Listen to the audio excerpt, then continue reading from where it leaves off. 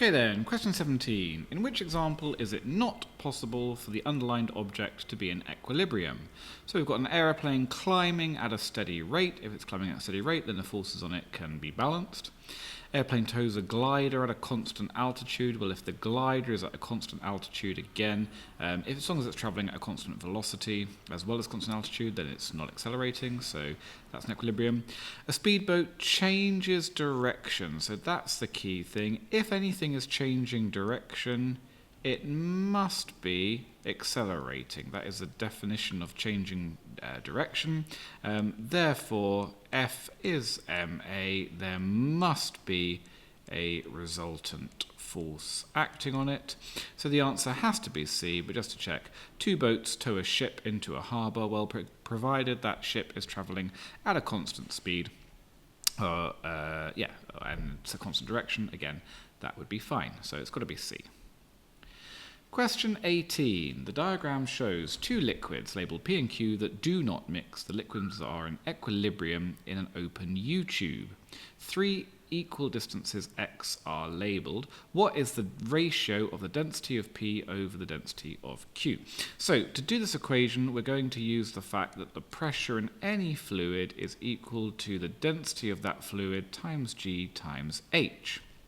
Now, a typical way you might start to approach that is you could say, well, at the bottom here, if I take these 2 points here, I can say that at here, the pressure at both sides must be equal. Because if the pressure wasn't equal, if there was higher pressure on this side, then fluid would flow into the other side until they are equal. So it might be tempting to say, well, let's find the pressure here and let's find the pressure here and set them to equal to each other. And that could work. However, for this equation to work the way we want, this density must be constant. So there was a little trap in here. If you try to take the pressure at this point, well, the density of the fluid above this point changes. We first of all have the density of fluid Q, and then it becomes a different fluid, it becomes P. So we can't take the pressures here.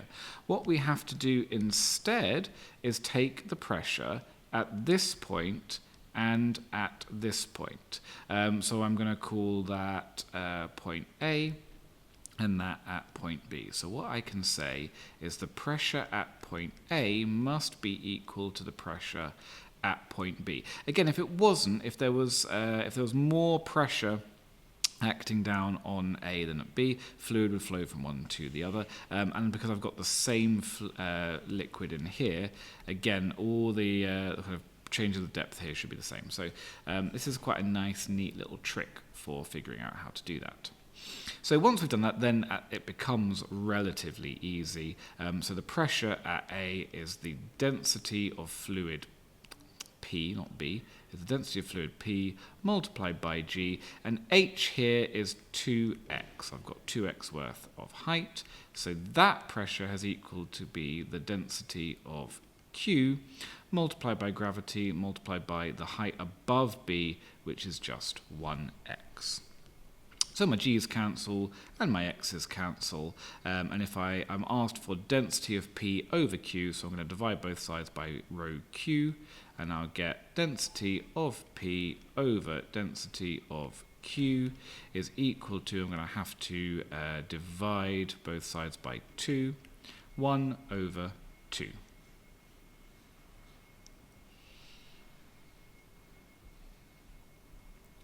Question 19.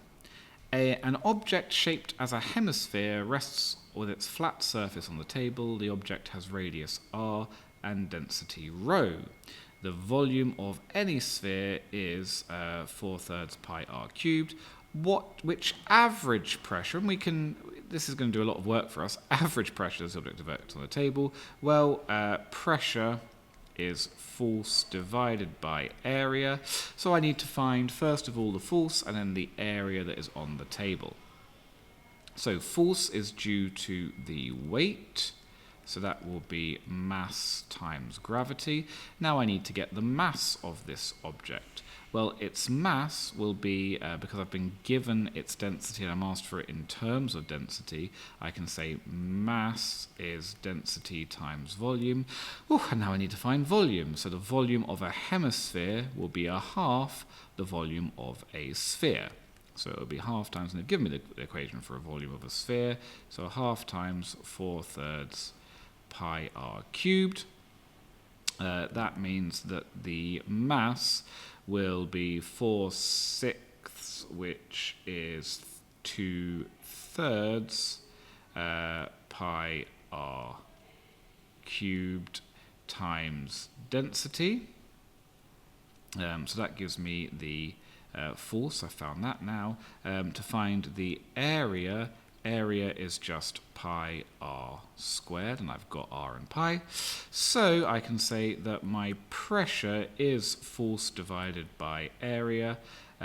So that will be 2/3 times pi times r cubed times its density, all divided by pi r squared. Oh, and that's nice and neat. The pi's cancel, and the r squared cancels with the r cubed until I get 2/3 rho r.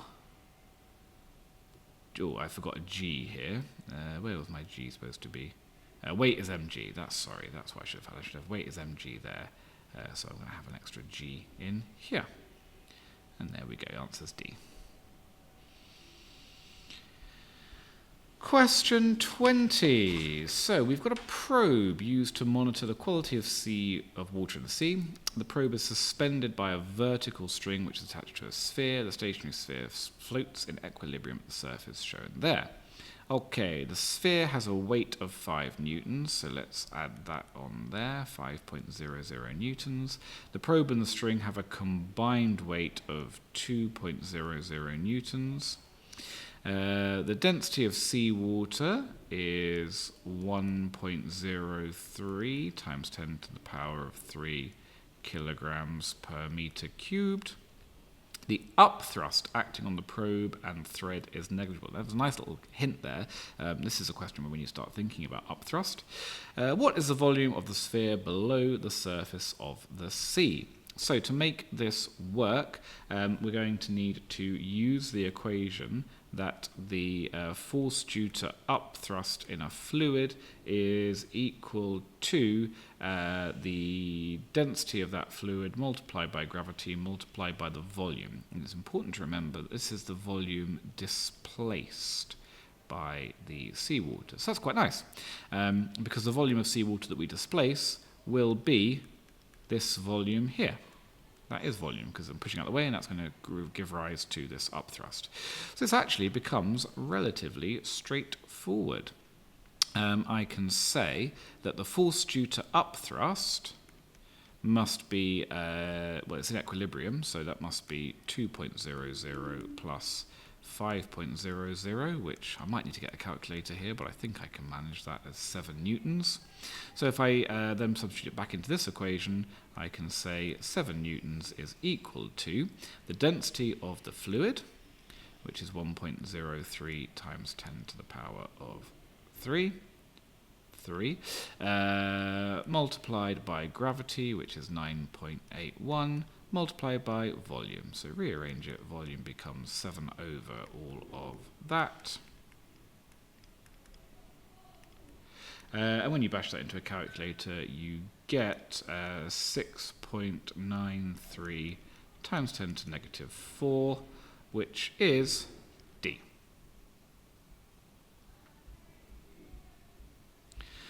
Question 21. Let's just zoom out a little bit.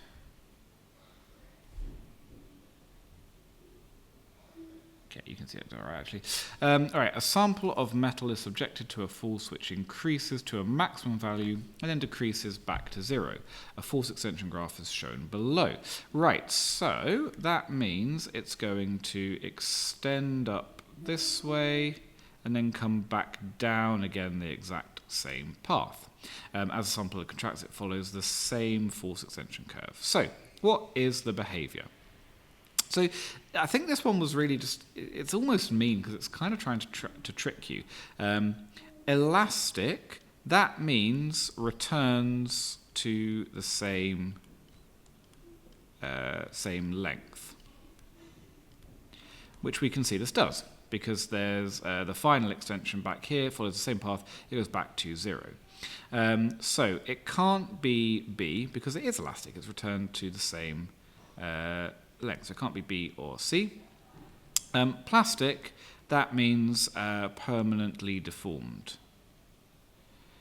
So it means, in terms of the actual molecules, it means that the kind of atoms are changing position in there. And again, that would mean there is permanent deformation there. And we don't have permanent deformation because it goes back to the same thing. So it should be A. Sorry, no.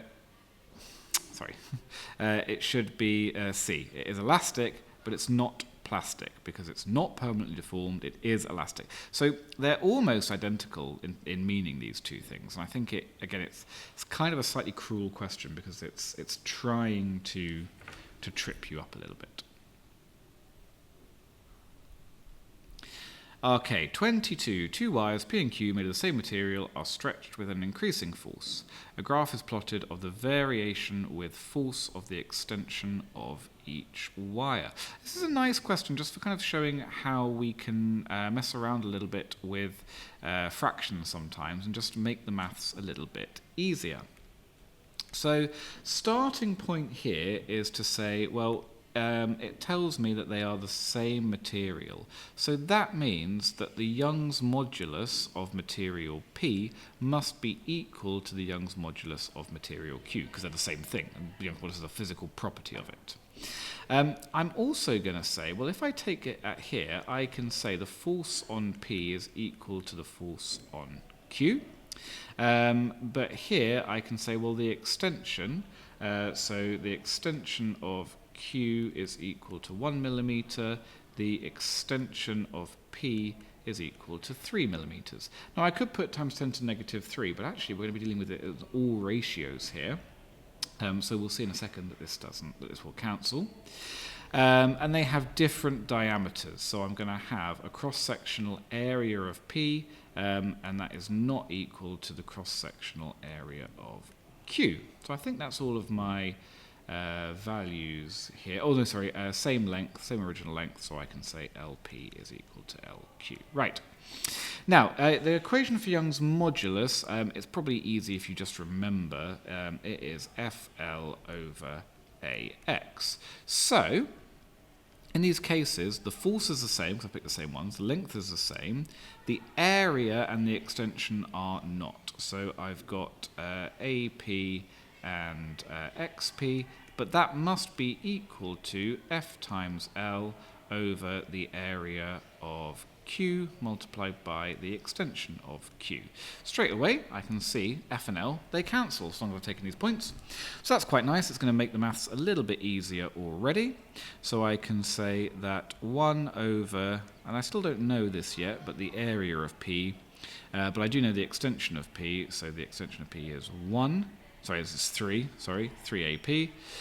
That is equal to 1 over 1 multiplied by the cross-sectional area of Q. So if I rearrange that, I get, because I want it in the form diameter of Q over P, I'm going to do AQ over AP. That's going to be equal to cross-multiply 3 over 1.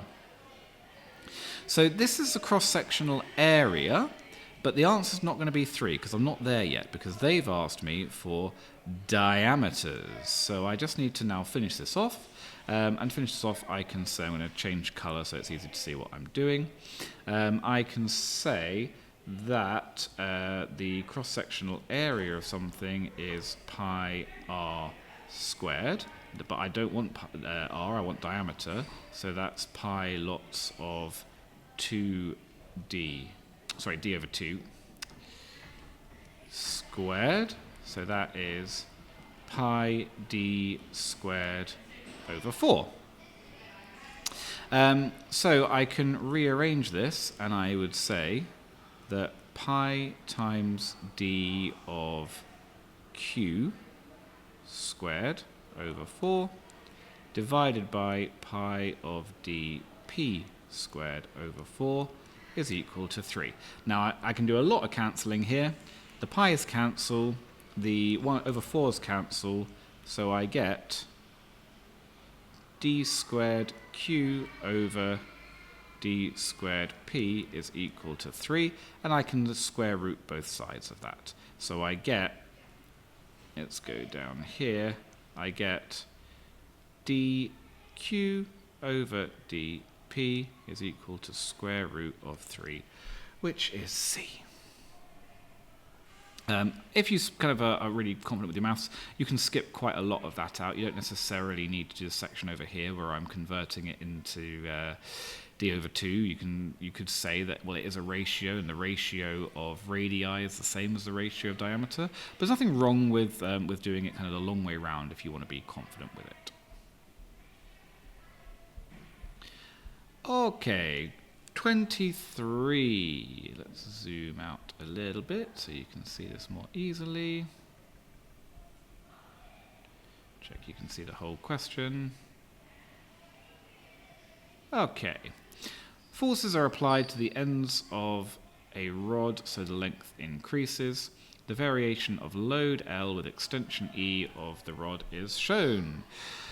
The point P is elastic limit. Which shaded area represents the work done during the plastic deformation of the rod? Okay, so elastic limit, that is the point where it goes from elastic to plastic deformation, which we covered earlier. So that means that anything passed from here is plastic. And you should remember that work done, that is the area under the force extension graph. Now the force is going to be proportional to extension, so it's a little bit trickier, but actually as they're all extension lengths graphs, it's going to be quite simple. Well, it must just be this area under here, so that is going to be D. Last one from me, question 24. What is represented by the gradient of a graph of force on the vertical axis against extension on the horizontal axis for a wire obeying Hooke's law? Oh, what a lovely one we've thrown in here. This is a gift, isn't it? Visualize it if you're not sure, so just draw. We've got force on this axis against extension on this axis for something obeying Hooke's law. Well, Hooke's law is F is equal to KE. So it's going to look like that, and I can say, well, therefore the gradient must be K, spring constant. So we need to know that it's called the spring constant. But yeah, F over E, well, that is, rearrange of that is spring constant. So hopefully that one was quite straightforward, so long as you just sketched it.